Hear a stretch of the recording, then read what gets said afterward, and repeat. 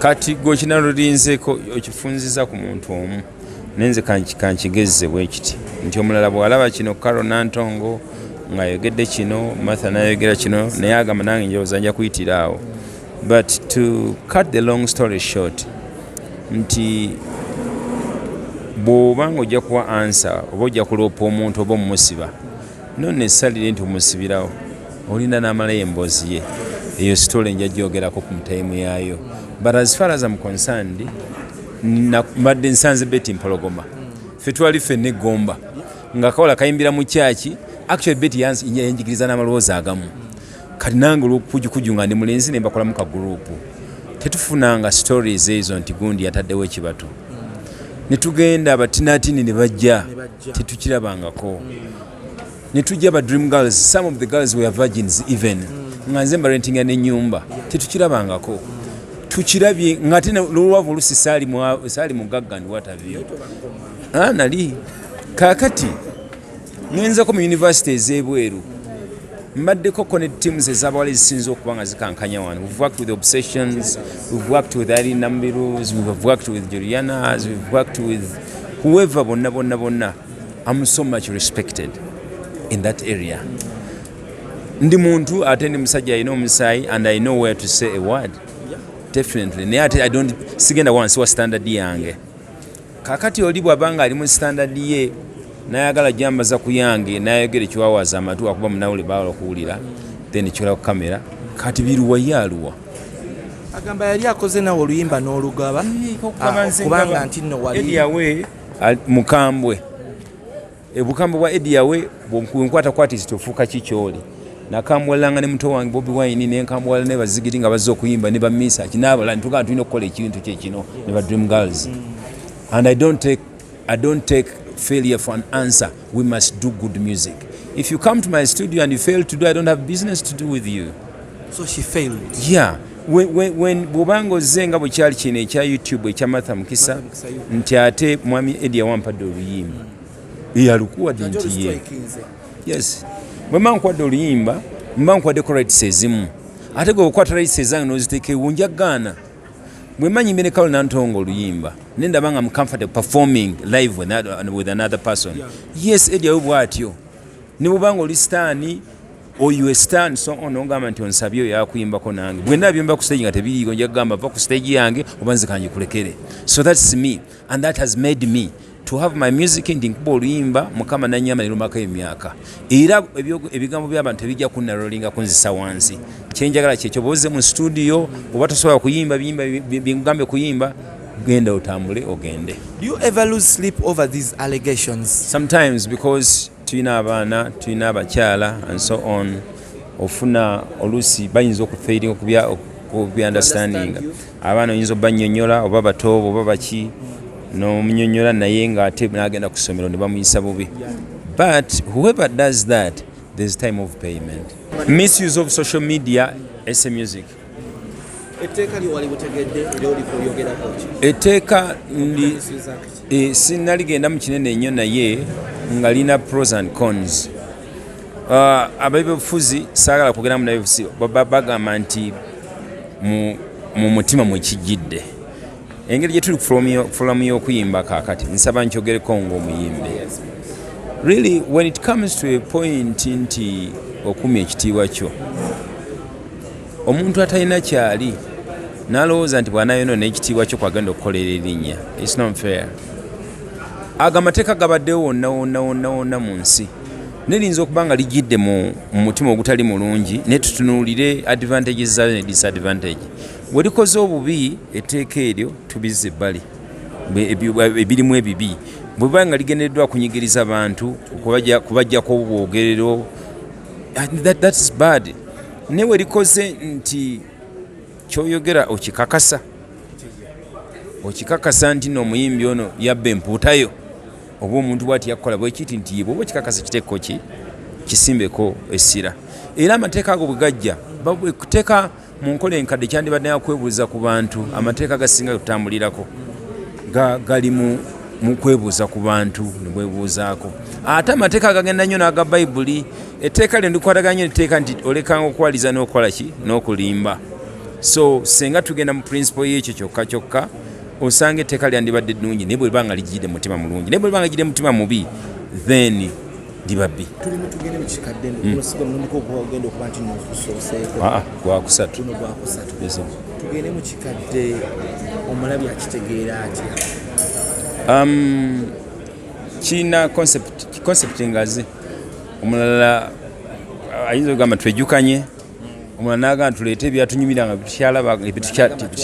twaliwo wala katuleete ekitatera kulabika kyetwalabako omulala n'agamba ebyedda byanyumanga so buli omu alina amaaso mwakirabira tugende mu kikaddeya munjogera yogeddeko nti nno abayimbi abato bano abafulumya music naye ne baba nga basobola okuba nti music waba bina lasting a span of 6 months obuzibu buno buva ku ki tugambe quality enaabuuse quality kirala n'obutamanya kirala quality kyandibadde mu ndikoodinga n'ebifaanako bwe bityo naye okuyimba ze talent bw'oba oyimbye ebitanyuma oba nga tosobola bidefendinga oba tomanyi naye n'okozesa amakubo gonna n'omanyisa abantu kikyokoze katabwe ejjira mu kiyimba kuba bw'oba oli musambi w'akapiira ekyawukana mu ffe nti era netukoze bubi nti oteekayo buteesi CD o flash n'oyimbiraku ne buba kasiru actually oyinza okulaba kasiru nga performinga ku stage n'olowooza nti akola ayimba naye tekiriyo mu bikonde era bw'osiwaza abantu n'okola ka video k'ebbali n'ojja nti okuba bajja kukuba tekiriyo mu kapiira so kyekitukoze obubi nti tugenda okwesanga nga talenti ya Uganda egwiredde apa kuba twerimba nnyo abantu tukozeseza nnyo the studios okuba nga tuleeta face z'abantu abo abatajja mu linnya eryo studio ne video ne biba byakabi nnyo ne bicontributinga kinene nnyo ku muyimbi kya contributinze bagenda okuleeta omuyimbi sita eyayimbye oluyimba ng'oluyimba lumwegaana that is Bebeku, Motor, Bobby Wine, Chameleon. But abana abato bagamba enough is enough. Basandi okwanti no badda kubali. Ebya music. Olaba bagoba Chameleon kitegeze naye baba bagobera mu Bebeku ne. Ebya music tebadda kubali. Ojja bujeno oyimba n'osinga omuntu tebiringa eno Katonda talent gye yatuwa teina nnyo tea and wear iringa wine. The more it gets old, the sweeter it becomes. Tebiringa bikone nti muscles ziyurika kapiira whatever. It's not physical.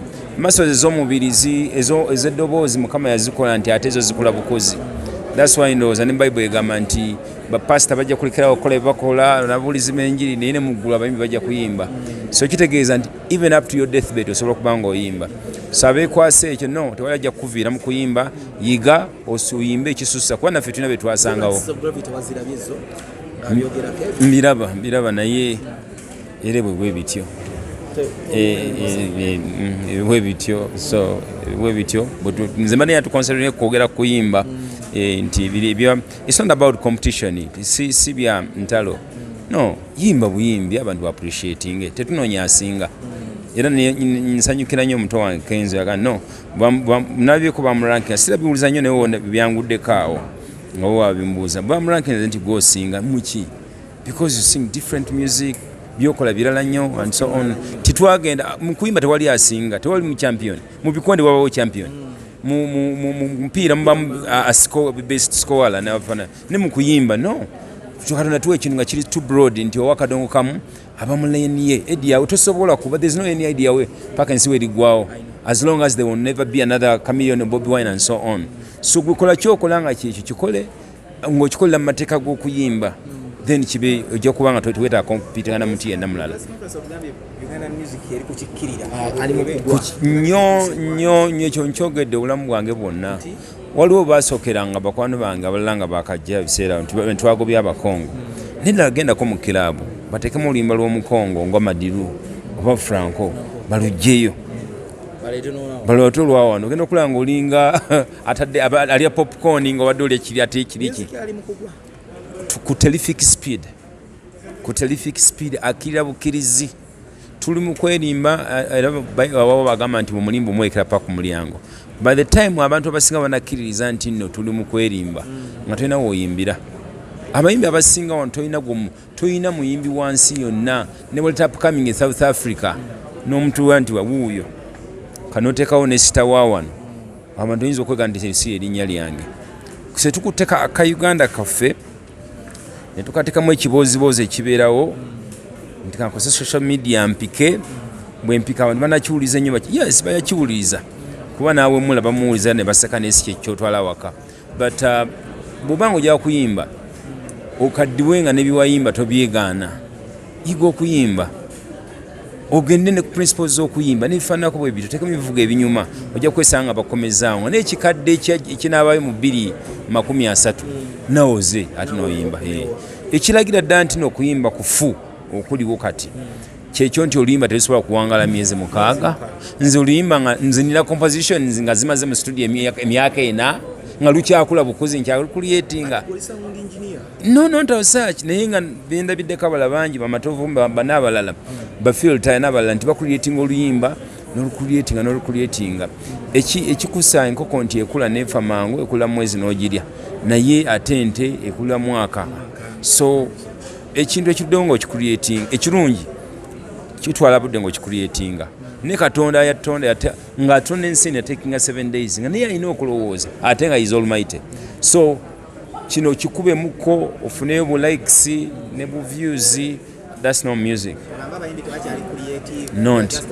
not create speed eyitirira n'ababagaide bali so much mu competition batunda ebintu bitono nnyo kumanyika mangu kubayo kyokuba addeyo naye ate jukira nti bw'oba muyimbi mbajjukiza era nti bw'oba muyimbi ojja kukalubira okukola omuzimu omulala gwonna kasitensi n'akwegana bweti ebijja kuba mizibu ojja kuba nga oli ticca nga abaana bagamba wagwamu ojja kuba nga oli dokita nkugamba ng'otya n'okulaba abalwadde ate tewabisoma tojja kuvuga takisi tojja kukola kintu kirala so kiwe respect eyo okaddiwe ng'oli wa kitiibwa